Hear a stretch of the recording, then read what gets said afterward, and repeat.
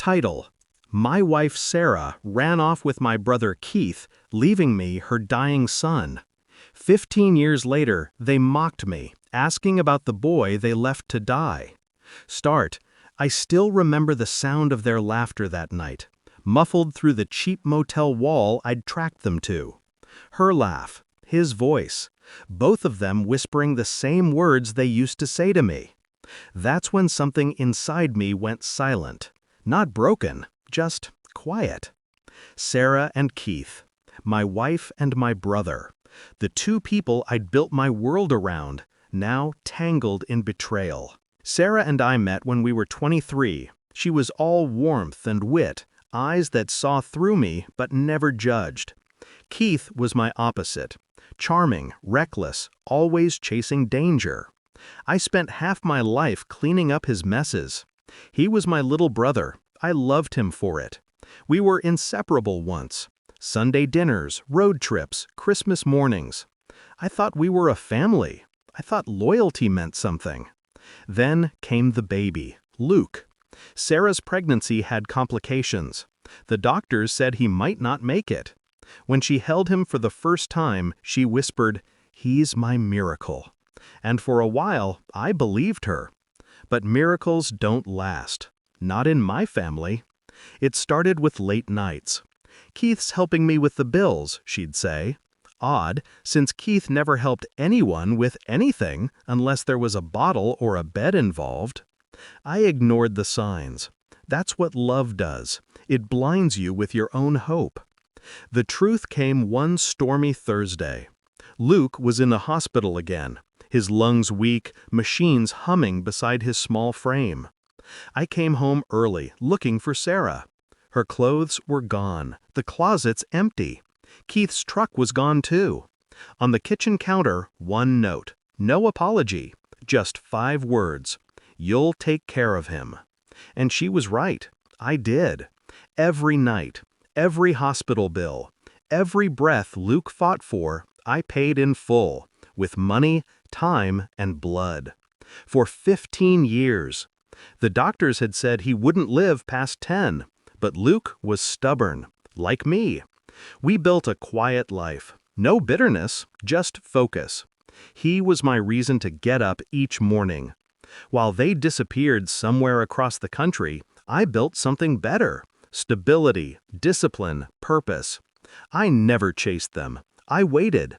People like them always come back. Not for love, but for what they think they're owed. 15 years later, they did. Keith reached out first. Social media, of course. His profile showed success.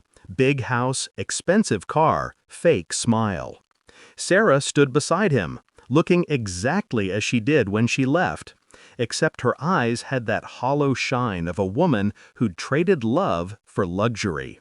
He messaged me, "Heard about Luke. Guess the boy didn't make it, huh?" I didn't reply. A week later, an invitation came.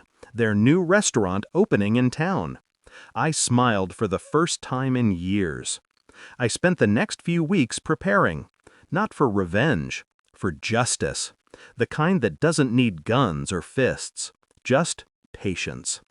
I'd become a quiet success over the years, consulting, investments, property. No one knew how well I'd done. Keith had taken my kindness for weakness. He'd forgotten I was always the smarter brother. I bought into the building next to theirs, quietly. Found their investors, their accountant, their cracks. By opening night, I owned half their future, and they didn't even know it. The restaurant was beautiful, expensive lighting, fake smiles everywhere. Keith spotted me across the crowd. His grin faltered just a little. "Didn't think you'd show, brother," he said, pulling me into a hug. His cologne reeked of cheap success. Sarah's eyes met mine, empty, uncertain. She looked me up and down, realizing maybe she'd miscalculated the man she left behind. "How's the boy?" she asked, with a smirk that didn't reach her eyes. "Still fighting to breathe?" The words hung there, cruel, sharp, intentional. I felt the old silence return. Calm, cold. I nodded slowly. Actually, he's doing quite well. She laughed, that same hollow sound. Really? He must be what, 16? 17? Didn't the doctor say? 15, I cut in. You left him 15 years ago. Then I looked at the doorway. Luke, I called softly. He stepped in. Tall, strong, sharp-eyed, his mother's face, my resolve. A quiet, living contradiction of everything they abandoned. The crowd turned to look. Keith's expression broke first, confusion, then disbelief. Sarah's hand covered her mouth, trembling. Luke walked straight up to them, his voice steady. "You're my parents." It wasn't a question. Then he looked at me. "And you're my father." Keith stammered. We didn't," Sarah whispered. "They said you wouldn't live." Luke smiled faintly. Guess they were wrong. The silence in that room was delicious. Every face watching them, the proud couple, the polished success story, crumble in seconds. I didn't need to say much. I simply handed Keith a folder, the financial reports, the silent buyouts, the signatures showing I now owned their investors' shares. "Your debts are mine now," I said quietly. "Your house, your business, even that car outside. Congratulations on your grand opening." Keith's face drained of color. Sarah's tears weren't of regret, just fear. I turned to Luke. "Ready to go?" He nodded.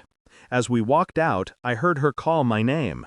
There was no anger in her voice, just the hollow echo of realization. Outside, the night air felt cleaner. Luke looked at me, uncertain. "Did you forgive them?" he asked. I smiled. "No, I just finished the story they started." He nodded slowly, understanding in silence. Revenge doesn't always come with fire. Sometimes it comes with control. Quiet, surgical, absolute. They left me with a dying boy. I gave the world back a man. And when they finally saw him, alive, strong, unbroken, that was the only death I needed them to feel.